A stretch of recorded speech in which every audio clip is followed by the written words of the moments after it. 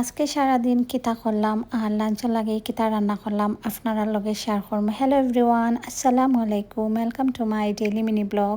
কিতা খবর, সব ভালো আছেননি? তো আপনারা লগে আজকে সারাদিনও ভিডিও শেয়ার করবো।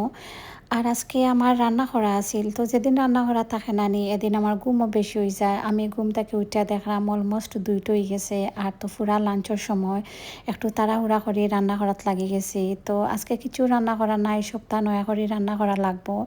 আগের দুই একটা তরকারি থাকলে খাবার হয়ে যায়, নয়া করে আর বেশি রান্না করা লাগে না। তো আজকে আর কিছু আগর রান্না করা আছিল না, তো আপনার লগে শেয়ার করিলাই আজকে কিতা কিতা রান্না করবো। আপনারাও সম্পূর্ণ ভিডিও দেখলিবা।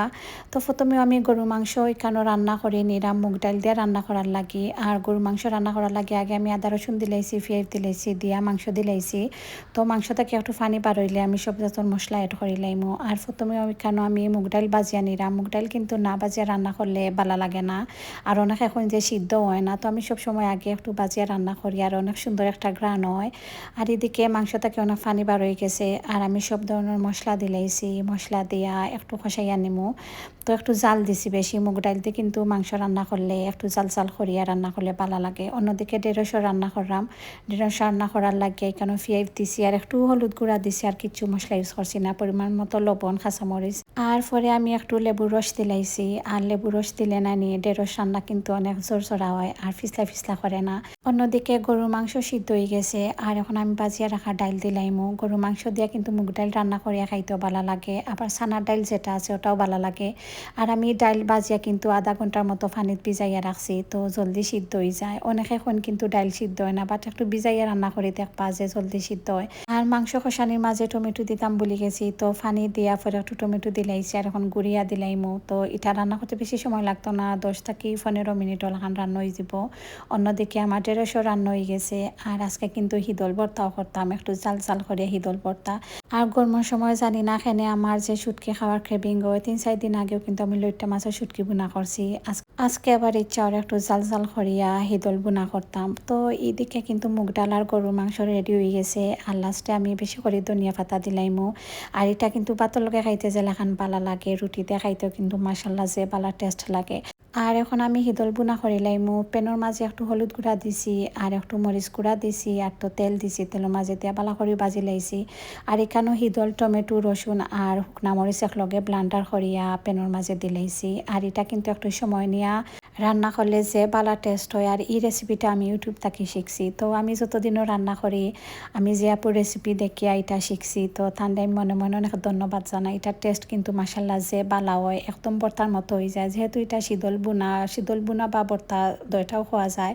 আর অনেকে কিন্তু শুটকির মাঝে ধনিয়া পাতা দেয় না, আমি দেই। আমার কাছে যে ভালো লাগে, নাইস একটা স্মেল হয়। আমরা যারা আছি নানি ফাটার মাঝে ফিসিয়া হিদল ভর্তা বানাইতাম পারি না, ওলাখান ট্রাই করি দেখতে পারেন যে ভালো লাগে টেস্ট। আর এখন একটু পাতলা ডাইলও রান্না করি লাইরাম। আজকে সপ্তাহে একটু হুকনা হুকনা কারি হয়ে গেছে, তো একটু পাতলা ডাইল রান্না করলে কিন্তু ভালো লাগবো। আর এখানেও ডাইল দিয়া সপ্তাহ লগে বয়াই লাইছি। আমি কিন্তু পরে বাগার দেই, অনেকে দেখছি আগে বাগার দিয়া রান্না করেন, তো আমি সবসময় লাস্টে বাগার দেই। আমার কাছে ওলান লাগে, টেস্ট ভালো হয়। তো এখানেও বাগার দিলাইছি, রসুন দিছি আর পেঁয়াজ আর দিছি না, পেঁয়াজ তো আর আগে দিলাইছি। আর লাস্টে তো ধনিয়া পাতা দিলাইছি। তো রান্না বান্না শেষ করি আজকে অনেকদিন পরে বাইরে যাইরাম। আর আমার কিন্তু গরম একদমই ভালো লাগে না, আমার সবসময় ঠান্ডা ভালো লাগে। তো উইন্টার আইলে আমি সবসময় বাইরে যাই, উইকো একবার ঘুরা নিতে যাই। তো আমার হাজব্যান্ডের অফ থাকলে, বাট এখন তান উইকো অফ থাকলেও আমি বাইরে যাইতাম, আমার বেশি ভালো লাগে না। তো আজকে অফ আসিল, তো তাইন কইরা যে যাওয়ার লাগিয়া অনেকদিন তো আর বাইরে গেছি না, কইরা একটু ঘুরাই আইমো। আর টুকিটাকি একটু শপিংও আসিল। আর প্রিমার্ক অনেকদিন তাকি যাওয়া হয় না, আসলে কিছু তো কিনা নাই। আর কিনা না থাকলে তো আর এমনি গিয়া ঘুরাইতেও বেশি ভালো লাগে না। আর আমার গরুর কাছে একটা প্রিমার্ক আছে, আপনার লগে তো আর সবসময় শেয়ার করি। তো আরেকটা জিনিস আমি হই স্পেন প্রিমার্ক হয়, যার লাগে আমি অলওয়েজ ভিডিওর মাঝে প্রিমার্ক হয়। এটা আসলে প্রাইমার্ক, তো অনেকে কমেন্ট করেন যে এটা প্রাইমার্ক, আমি এখানে প্রিমার্ক হয়। তো আসলে যে দেশও থাকি নানি দেখবা এই দেশের ওয়ার্ড ইউজ করতে করতে অলওয়েজ ওটাও ইউজ করা হয়ে যায়, যার লাগে আমি সবসময় প্রিমার্ক হয়। এনিওয়ে এখানেও প্রিমার্কও আইছি। আর আমি 2টা শার্ট নিছি, প্রিমার্কও শার্ট আমার কাছে যে ভালো লাগে। এটা কিন্তু একটু লংও থাকে আর রেগুলার ইউজের লাগে বেস্ট। আমি লং শার্টগুলা সবসময় প্রিমার্ক তাকেও নেই রিজনেবল প্রাইসের মাঝে আর কমফোর্টেবলও বালা লাগে ইউজ করতে। আর আজকে বেশি সুন্দর সুন্দর কালেকশন আসিল না। আর এই প্রিমার্কটাও তো বেশি বড় না, কাতালোনিয়াত আর একটা প্রিমার্ক আছে, ওটা বেশি বড়, ওটার মাঝে হিউজ কালেকশন পাওয়া যায়। তো এখান থেকে আর বেশি কিছু নিলাম না, একটু ঘুরিয়া দেখলাম যে নতুন নতুন কিতা আনছে। আর বেশি কিছু না, নর্মাল আসলে বেশি দেখা যায় যে সামারও কালেকশন আনছে। আর এখন তো আর যেহেতু সামার চলে, উইন্টার কালেকশন বেশি নাই। দেন একটু ঘোরাঘুরি করিয়া আমি ওখান থাকি রেগুলার ইউজর লাগি গেঞ্জিও নিছি। প্রিমার্কর গেঞ্জিগুলা কিন্তু রেগুলার ইউজর লাগি বেস্ট। আর গরম তো আর বেশি দিন থাকে না, 2 থেকে 3 মাস থাকে, যার লাগে আর বেশি গরমের কাপড়ও কিনা হয় না।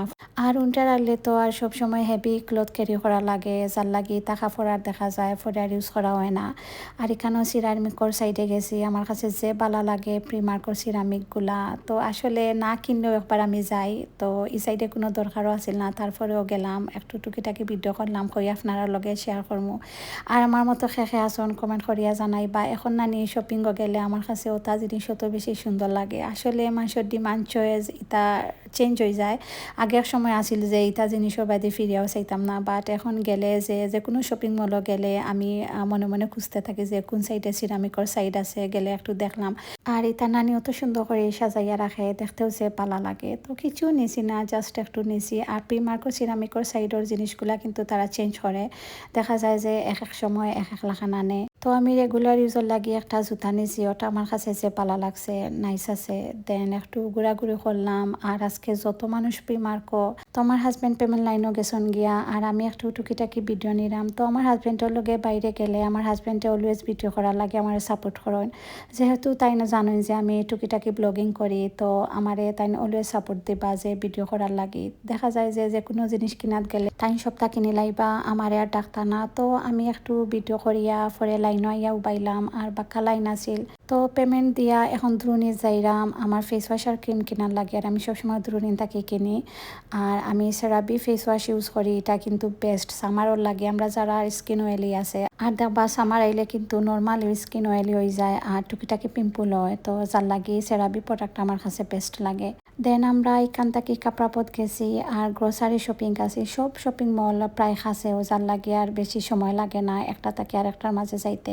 আর আমার হাজব্যান্ডে বাংলাদেশে ওর মাছ থাকি, তাই বেশি সামুদ্রিক মাছ খাইতে বালা ফাইন। তো ইতা সপো গেলে সবসময় তাই নতা মাছ কিনে আনেন।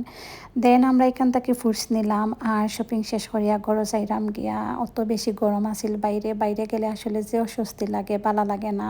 আর আস্তে আস্তে সন্ধ্যা হয়ে যায়, আর বালা লাগছে বাইরে গিয়ে। অনেকদিন পরে বাইরে গেলাম, ঘোরাঘুরি করলাম। আজকে ভিডিও অতটুকু শেষ হয়ে থাকে। আমার ভিডিও দেখরা, thank you for watching everyone.